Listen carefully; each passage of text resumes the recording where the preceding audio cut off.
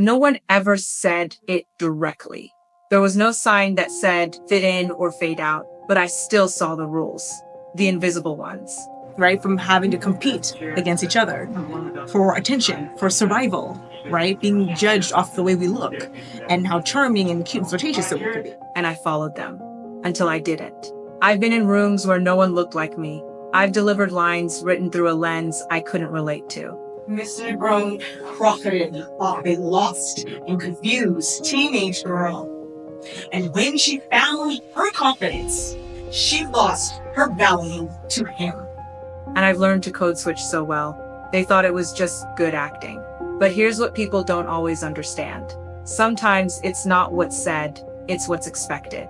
I wasn't asked to change who I was, but I was rewarded when I toned it down, when I smoothed out the edges, when I made myself more palatable. Nobody was trying to be cruel.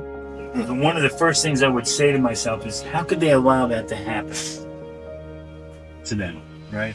So it's a really, it's a striking question, because most people would say, oh, that would never happen to me.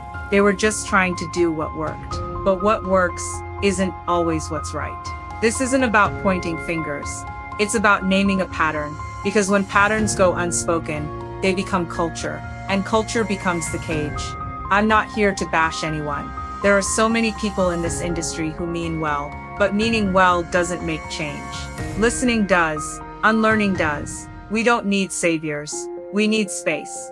To tell stories without filtering our truth. To take up room and not apologize for it. But one thing I know now, I don't need to shrink to be seen. And I won't play small just to make others comfortable. Because if I do, who am I really performing for? Figure out timing? Because I don't know timing. So I'm figuring out by hearing the way they talk out loud. Grandmastering, Tony, it's interesting.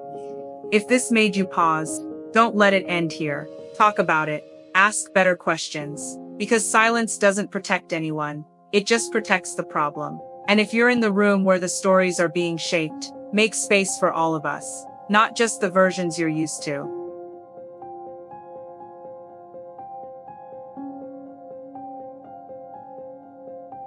Lindsay loves you.